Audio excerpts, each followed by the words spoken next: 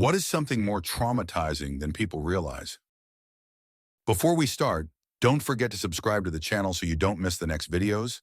I wish you a pleasant viewing experience. Story 1, being in a toxic workplace. I would be reprimanded for the littlest of things, given attitude for asking a simple question or confirmation, even set up to seem like I messed up something, when in reality I found evidence that that wasn't the case. Even showed them this, and all I got was a shrug. That was 4 years ago.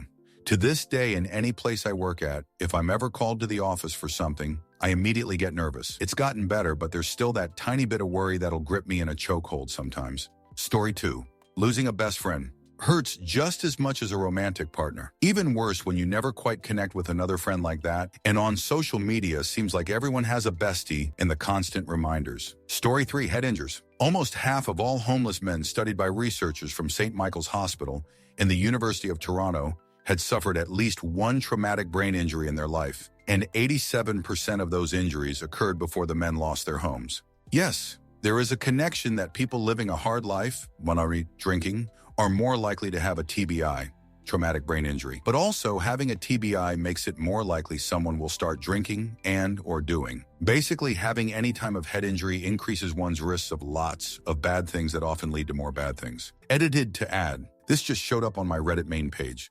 A new study has found that a kid who has suffered a concussion, even a mild one, is 15% less likely to go on to higher education in adulthood. It highlights the long-term impact of traumatic brain injury on learning, regardless of severity. Story 4, growing up in a household where your parents do not love one another and fight constantly. It shapes how you will seek out romantic relationships in the future. Because the fighting and toxicity seems normal to you, affection and kindness will seem foreign to you. I remember seeing my dad kiss my mom's head one time as a kid, and that was the only time I saw something like that. It was when my brother got a neck injury from a football game and we were in the hospital. Staying together for the kids is not the best option. Stay together for the kids and get therapy to try to mend your broken relationship. I feel like my parents could have easily worked out if they actually communicated their issues.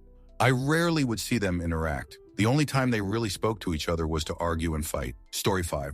I think when it comes to bullying, even if the bullying itself isn't that bad, what's awful is the constant dread it creates. It hardwires hypervigilance into the victim's brain, so they are feeling the effects and suffering long after it's gone. Edit, I commented because I think it is hard for people who haven't gone through it to realize how damaging bullying is, and I try to raise awareness where I can.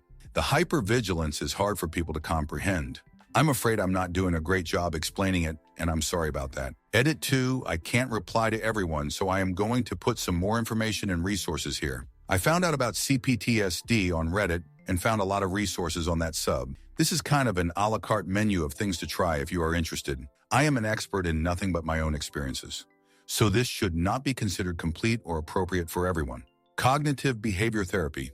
Feeling good. Burns, CBT helped me with my self-esteem and catastrophizing. EMDR therapy. You need a certified therapist for this. Help reduce my triggers. I do use it to process things when I am in a bad spot still, but you are supposed to start with a therapist. Pete Walker, CPTSD from surviving to thriving.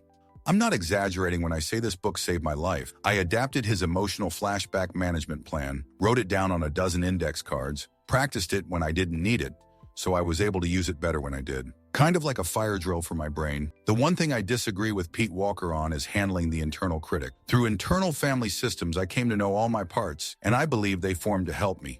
I don't shout them down like Pete recommends. If that works for someone, I am happy. Whatever works. I got to know my parts and got them other jobs which they were happy to take. My self-harm part became a self-help part, suggesting things we could do for distraction when things get bad. Internal Family Systems Therapy by Schwartz. I got the book from the library and basically started talking into the void. I have a whole community in my head who I talk to and address issues with. It's a little out there, but it works for me, and it's the only thing that has ever helped with the hypervigilance. I have 3 guys in the control room and a whole team of forest ranger types out in the field. They are constantly checking and anticipating. My work with them mostly involves getting them to stand down and just do whatever they want, because most of the time I am in a safe environment now.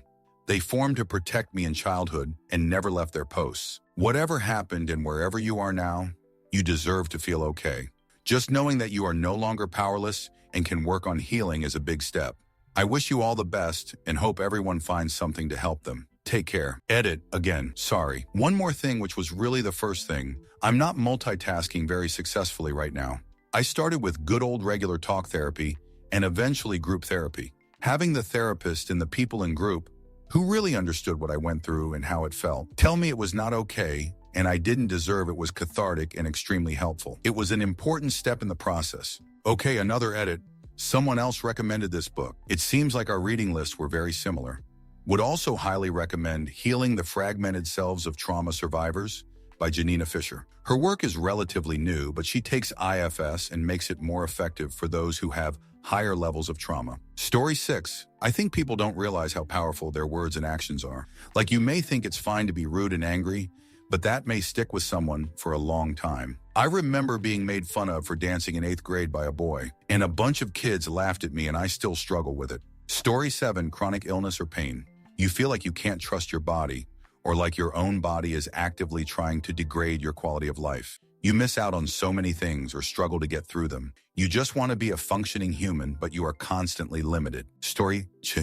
Medical gaslighting. I spent 15 years waiting for someone to figure out my neurological issues, and I can't count the number of specialists and regular doctors who tried to tell me, it's all in my head. Well, duh, it's a neuro issue. Refused treatment or diagnoses, that I must just have anxiety, etc. As it turns out, I needed a double neurosurgery, with both done at the same time. It was brutal, and I very much had some severe problems. Medical trauma and PTSD is very common in those with chronic illnesses. Story 9. Reading the news and using social media like Reddit that heavily relies on sharing news and negative opinions, scenarios, photos, etc. It's literally damaging our psyches because we are not meant to be under constant bombardment of mostly negative information. My therapist told me that she is convinced that taking a few weeks, maybe even months off, being online would vastly improve the mental health of most of her patients. I listened to her, and now I often take media breaks. Sometimes I just disappear for a weekend, sometimes for longer. The effect on my mental health is almost immediate and very noticeable. Story 10. Having a chronic or life-altering medical issue. Before COVID, we were a two-income household, capable of living a modest lower middle-class life. We were well involved in our community. We were able to support our kiddos, and we were able to have a small savings. Now, my chronic health conditions have tanked our family. Because I require so much care, my husband can't get consistent employment. We live so far below the poverty line, it's not even funny. Once we realized how bad my condition was, we cashed out every bit of our 401k and pension and purchased land and a mobile home and prepaid our cars and land and home insurance. We live on around $500 a month, along with about $1,000 of food stamps, and I get Medicaid, which has consistently denied most of my medical bills for the last 3 months. Because I was a stay-at-home mom most of my life, I am not eligible to file for Social Security disability income. I've realized in today's political environment, I am considered a useless eater at 42 years old. I'm bringing my husband and my 3 children who are at home down. This is one of the heaviest burdens of my life. Story 11. Growing up fat, constant discussion about your body, being put on diets, it being assumed you aren't as good at sports. It's basically ingrained in you that being fat is a character flaw and that you're less than. Also, looking back on my childhood photos, I wasn't fat, by any means. I've always been tall and bigger, but basically taking up space wasn't okay, I guess. Every doctor visit a comment. Kids in school picked on me relentlessly. My mom had me on diets and restricted food nonstop while my skinny-ass brother could eat whatever he wanted. I wish I could hug 8-year-old me. Story 12. Growing up in the ghetto. I mean, you never realize that it's traumatizing, but I'd say that it probably is in terms of how it shapes your thoughts when you're older. For example, a lot of people can't really relate to me and they just think I'm either an or a hard ass. If you look at my comment history, I'm sure you'll see that I'm a bit crass or abrasive, but when I was growing up, you had to keep it real. It was a matter of survival. There are no emotions shaping my opinions. Rather, it's just objectivity in the reality of the situation. Story 13. People's childhoods. It is an incredibly vulnerable time of your life, and so much that happens is out of your control and does impact the type of person you become and how well you can cope with your teenage years to adulthood. I try not to blame my parents, but sometimes I feel like I've been set up to fail. Story 14. Figuring out you have a learning disability, but not until you're an adult. I got diagnosed with dyscalculia last year. I grew up thinking I was stupid. My stepdad would scream instruct my math homework to me until I sobbed. There were nights where I'd fall asleep at the table with my math homework. Nights I didn't get sleep just trying to do my math homework. I had to take summer school just for math. Just the idea of doing any sort of spatial reasoning math, fractions, decimals, time estimate, or percentages makes my heart rate go up. Finding out as an adult made me angry my parents didn't fight for me the way they should have. It was painfully obvious that something more than "she's just not good at math" was going on. Story 15. Losing a parent at young age. People will almost brush it off like it's nothing or it's okay. Time have passed, so now you're totally okay. 7. Why I lost my mom. Was 21 at this age. I still struggle with, I guess, depression. I feel nothing. I've never been happy anymore since then. My sister's in the same feeling as me. We watch our life pass, but we were not acting on it. We're just watching. Story 16. Proximity to other people's trauma. My younger sibling experienced a succession of life-altering events last spring that culminated in deep depression and suicidal ideation. Thankfully, we were able to get them the help they needed, and they spent 10+ days in a psychiatric hospital, followed by a few weeks of outpatient treatment. There was only so much I could do from a distance, but I was coming into work every day, not knowing if my only sibling was even alive.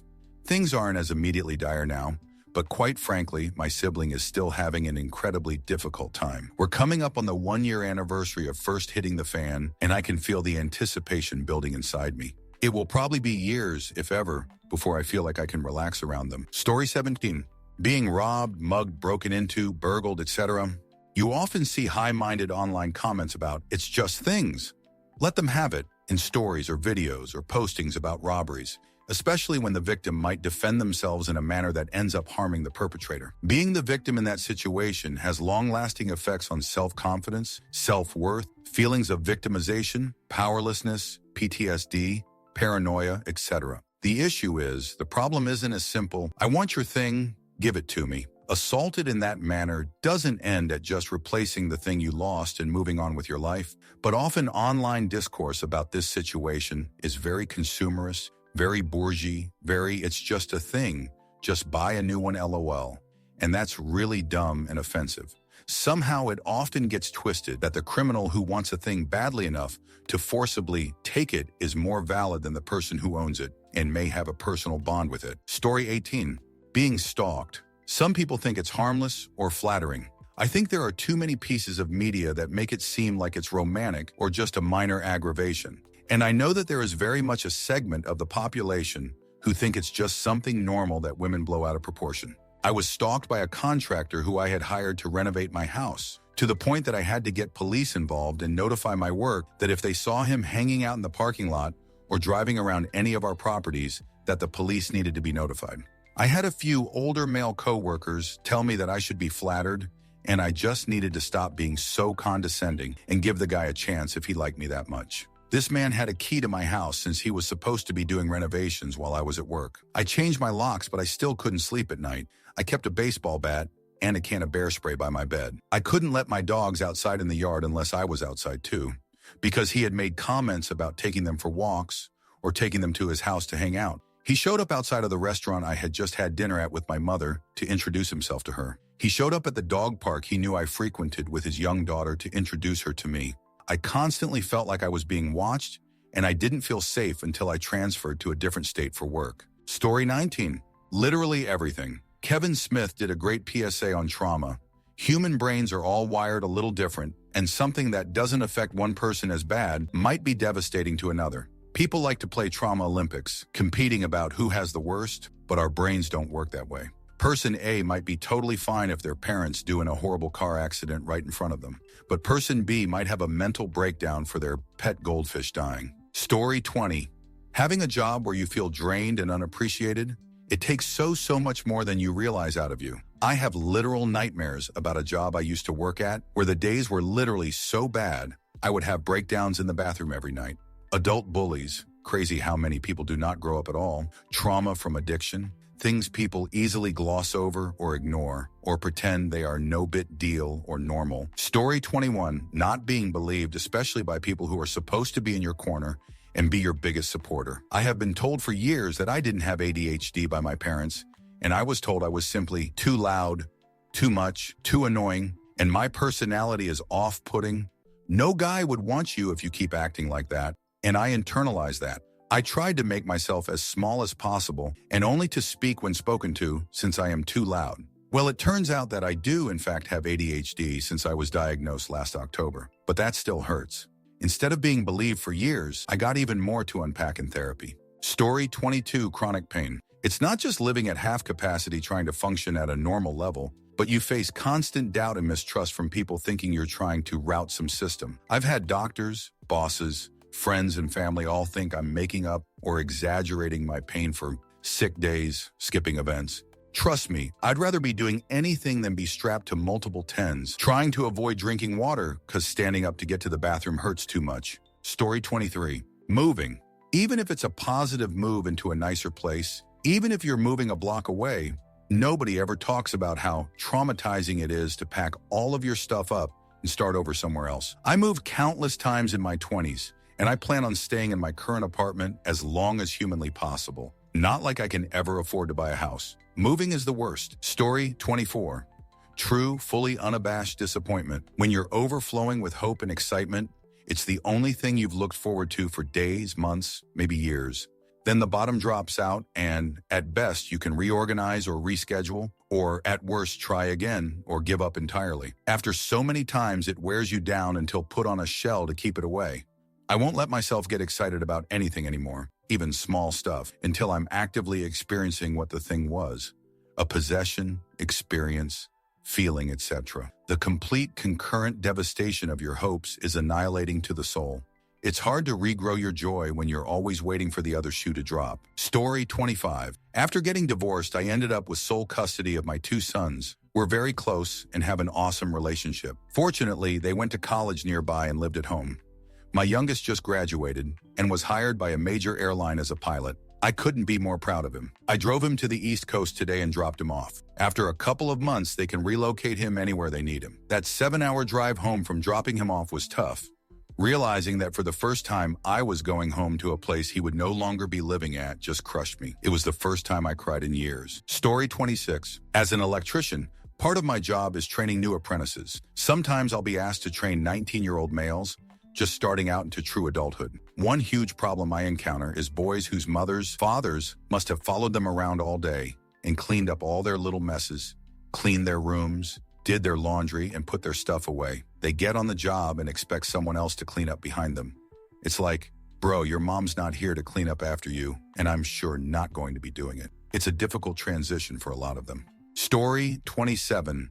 Any form of a natural disaster or something that causes you to be displaced from your home and forces you to leave, move, start rebuilding. My whole apartment flooded during the Texas winter storm several years back and had to, in a panic, leave with the essentials and my dog, and talking about it in therapy. It was clear that the stress of that event caused some trauma. My husband was hit by Hurricane Michael years back with his home destroyed, and he also struggles with bad weather and major storms projected. Story 28, low grade but constant emotional tension, especially at home while growing up. At home, I have a tendency to be diffident to the point of frustrating my wife. I think I'm being respectfully deferential and accommodating, but to her, I am offloading the responsibility for managing the household onto her. I am trying to take more initiative and better share the mental workload, but finding that my tendencies are more deeply ingrained than I thought. It's a struggle. And in talking it out with my wife, I realized that my upbringing had conditioned me to certain behaviors. I would never think of myself as having had any sort of traumatic childhood. No big incidents or obvious tragedies.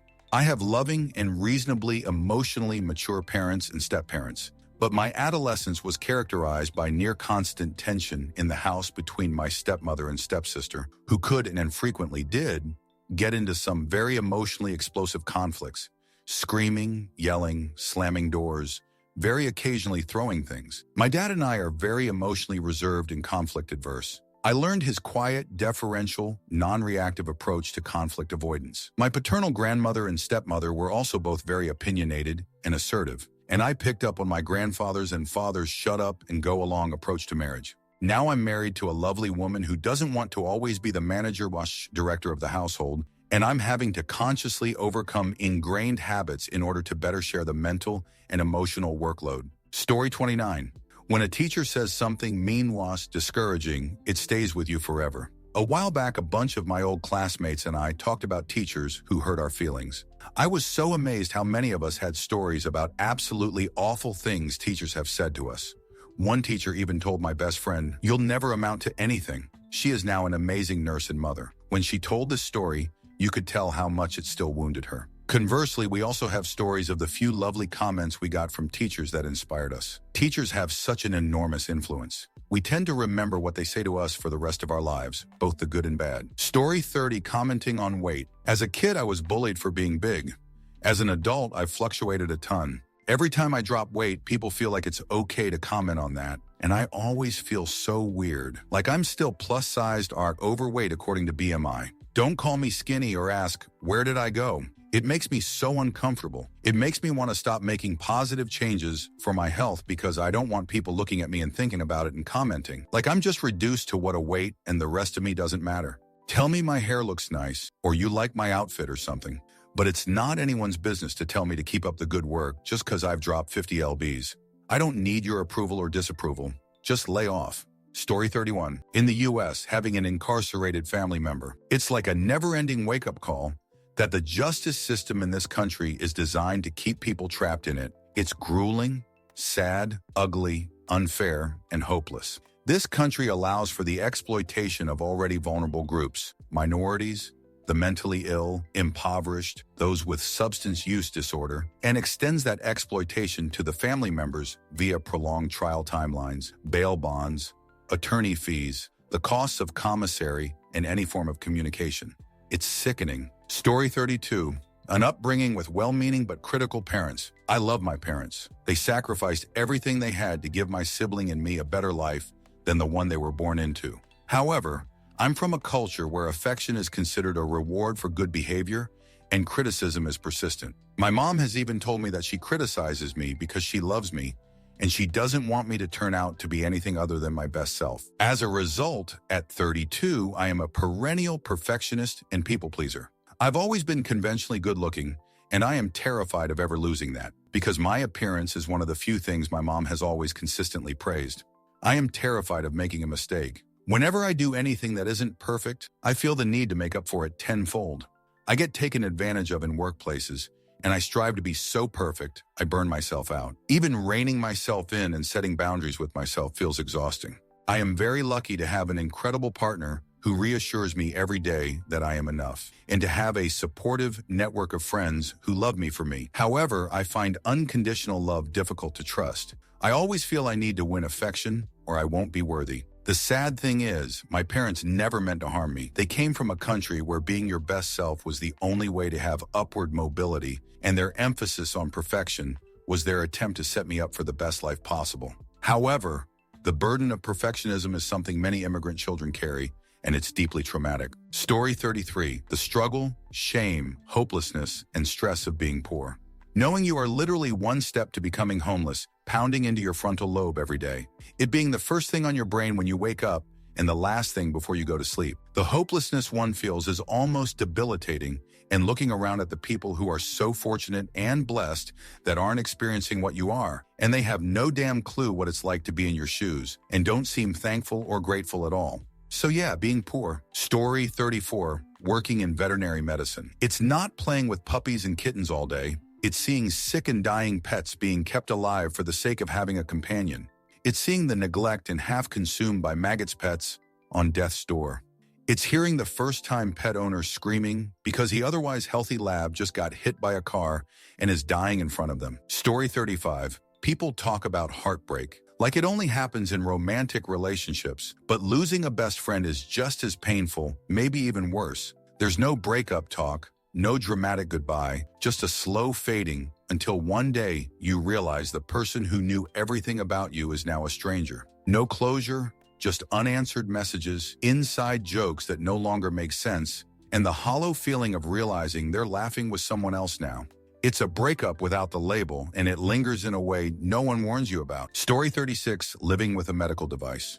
Yes, these things are awesome. Science is awesome, but nothing is perfect. And if you have an event, even if the device worked properly to save you, there is a creeping anxiety that sets in to remind you that without that device, you'd be dead right now. In my case, I'd be a widow if it wasn't for my husband's cardiac device. It definitely gives you an entirely different outlook on life. It's short, make the most of it, because it can be ripped away from you at any moment. Thank goodness we get more time, but that time is borrowed. Story 37, being a nurse. Not every specialty is as brutal, but man, even if you work a basic floor, seeing people rot away is horrid. I've spent most of my career in critical care areas. I love trauma, but man, seeing people all kinds of fucked up from bad car accidents will do something to you. I was an ICU nurse all through COVID, and that was its own special flavor of PTSD. Modern medicine is amazing, but sometimes we take it too far. Story 38. I have dwarfism and just how people treat me in public, yelling horrible, offensive things at me, taking pictures and videos of me obviously without consent, not like I'd even give them it anyway, pointing and laughing constantly. 99% of people avoid me and just feel like I'm just there for entertainment. Parents ignoring their children's horrible reactions and words towards me like it didn't happen, and that it's totally okay and acceptable for them to act like that. I understand kids have never seen anyone like me before, but just acting like they didn't say or do anything horrible to me is just terrible parenting. At least teach them to be respectful and that saying those hurtful things is not acceptable. Because of how I've just been treated my whole life, I have extremely bad social anxiety and depression. I don't go out unless I have to. I'll spend months on end in the house without leaving at all. I don't have any friends, and I find it so difficult to even attempt to talk to someone I could possibly become friends with. As I mentioned, people avoid me, and just feels like because of how I get treated by 99% of people, that they don't see me as friend material. I feel so lonely in life. I wish I had friends. I had them in school, but after all school and college, I really don't think I ever will again. I only have my dad, brother, and partner in my life, and I'm so terrified to lose them. I just wish humans had respect and didn't treat me like a walking entertainment show for them. Sorry for it being really negative. I've never been able to fully express how life is for me and just feel safer, able to online. Story 39. Bipolar disorder. I have type 1 with psychotic features. Losing touch with reality, doing things you would never even think to do while lucid. Losing days or weeks worth of memories during an episode, waking up alone and confused in restraints in a padded room, being tackled and held down while injected with when you freak out because you're scared out of your mind, knowing that it could happen again any day, no matter how closely you follow the doctor's orders, requiring meds with terrible side effects for life. No, the weather's not bipolar. Bipolar is hell. Story 40. Parents' words. I grew up being told to be like my sister and stop being spoiled, even though I wasn't. I was taught to always fear men because they can't control themselves. Just overprotective parents all around. My parents did a lot, but I'm not going to list them here. But now I have chronic anxiety and cry almost every night thinking I'm not good enough, or such like that. Story 41. Having a group, friends, family, co-workers, teammates, whatever, where you are always the butt of the joke. Everything you share, everything you do, everyone you date, everything you wear, etc., is all fodder for the group. It usually starts off light, but then it slowly progresses into no longer being funny and making you feel small. The moment you finally show you're fed up, suddenly you can't take a joke and blew up out of nowhere. Story 42. Having both parents in the house doesn't mean everything is great. In school, my friends were living with single mothers who still saw their fathers, but they didn't live with them. My parents were still together, but fought constantly. Loud yelling, throwing things around, fights every day that made me dread going home. I was miserable, but my friends just saw it as, at least your parents are still together, so I couldn't talk to them about it. Story 43. Chronic illness. You suddenly lose all control of not only your life, but your future. You're in pain, and because you're not fun anymore, 75% of your friends disappear. You're constantly trying new medications, seeing new doctors, and dealing with the stress. And it's incredibly isolating. You go through the stages of grief every time a new symptom pops up that limits your life. This nightmare is becoming more and more common thanks to COVID, and people just get smacked with how traumatizing our healthcare system is and are left invisible without much needed support.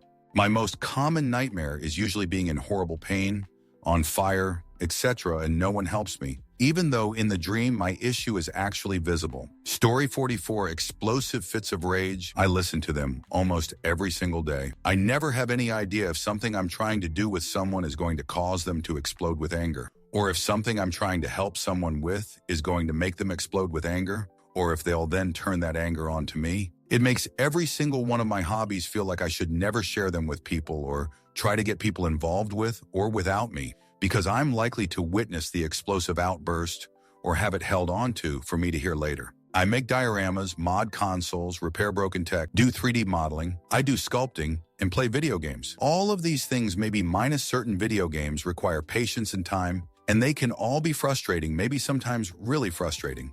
But people having little to no composure over themselves is terrifying, especially when something devolves into cussing, swearing, yelling, and smashing things. It's always terrifying to watch. I can't count how many times I've been scared someone might just snap and try to kill me because of how pissed off I see they are.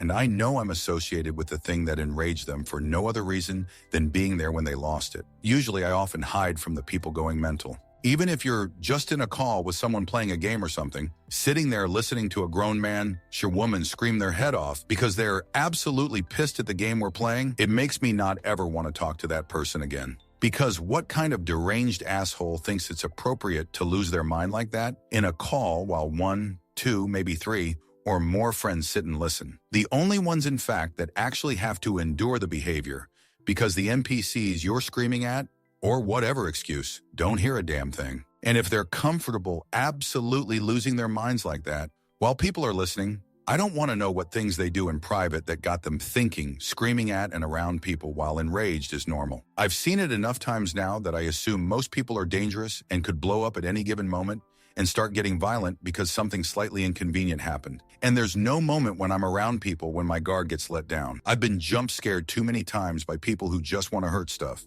I also almost drowned once and I can't go in lakes anymore. It's like a weird energy-based physical challenge to put my body in water now, specifically lakes.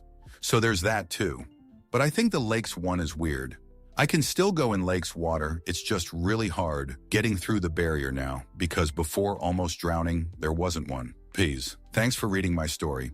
Story 45, coming from a hoarder home. Noticing at a young age that other people's homes aren't like yours. Feeling shame when people are inside your house, but not totally understanding why. Watching young relatives ogle at all of your things and rummaging through them like it's a jumble sale. Seeing how your family members all take turns hosting in their homes, but they avoid coming to yours. Having frequent nightmares as a teen about your peers coming into your home and seeing how you really live. Scanning the background of photos taken in there to see if it's visible, and even editing them when it is. One day leaving and never getting to return, all of your belongings held in some weird purgatory. No place to go back to when life gets hard. You just have to keep pushing forward because your childhood home is essentially lost. Resenting your parent for it, but really pitying them more than anything. Being forced to leave pets behind and hating yourself for taking your chance at a life. Knowing that if you had a child, they could never go to grandma's house, even though she's still alive. I moved out years ago, but I still feel like everyone knows where I came from. Just from one quick look at me, that any person can see it, smell it on me. Everywhere I go, no matter how I present myself. It's as if I have a neon sign above my head. I always feel dirty. I'll probably never feel truly clean. My mind feels as cluttered as that house, and it will until the day that I get the unfortunate task of finally clearing it out. It's like there's unfinished business there, and there are these ties from it to me that muddy my brain. I worry that I'll end up the same way, that some sort of disease runs in my blood, and it's just waiting to come out as soon as I'm not being vigilant. I try hard to keep my home and myself presentable, but it's not enough. I still feel tarnished, like I'm visibly rotting, like I have flies swarming above my head that everyone can see. Story 46, manipulative friendships from childhood. During the most formative years, my two closest friends were also using me for their own devices, being groomed by them to be dependent upon them for time, attention, and connection. This shaped my understanding of friendships and created an understanding that friends were those you could best manipulate into whatever you secretly wanted. And because they are your friends, it is all hidden from others, encouraging the thoughts that everyone else does this and no one talks about it. It was my closest friends growing up who explore my body sexually. It was those two who coerced me into thinking that to be a good friend meant submitting to the other's wants and desires without need of talking about it. No consent, just confused feelings and physical, sexual, emotional exchanges. I realized that I was molested on many occasions without consent, and it was passed off as boys will be boys. And while that may be true, it still messes with me and every thoughts of friendships I have today. Story 47, Being adopted. I think media and people in general seem to think that it's a mostly positive thing and that the adoptee should be so very grateful to their adoptive parents for giving them a second chance at life. Honestly, some days I kind of wish my bio mom just chucked me in the dumpster somewhere. My adopted parents have committed and allowed several atrocities to happen in which I am now deeply scarred. It's even worse when you're a late discovery adoptee like me. Story 48, being unpopular in school. The teasing and name-calling and being shoved to the ground by so many different people, but each person only did it on 1 or 2 occasions, so it can't technically be classed as bullying, so they face no consequences. And not even your friends like you, they are embarrassed to be seen with someone so uncool and end up abandoning you. People asking you out for a joke and everyone laughing. The constant being laughed at. No one talks about how traumatic it is, and when you mention it, they say, "That was high school, get over it." But the shame, loneliness, regret, and self-hatred just won't budge. I was SA'd at 19 and managed to heal from that, but somehow having been unpopular in school still affects me so much more. Story 49, chronic pain. You wouldn't believe the pain that I have had to normalize just to exist. I have had a suicide disease for almost half my life now. My chronic pain is 4 PTS higher on the McGill pain scale than terminal cancer. The nerve attacks are higher than that. I have had Bell's palsy and TIAs from the pain. Pain levels that are so bad, your brain quits functioning are really, really scary. Not because I think I'm going to die, but because I know I won't die from it.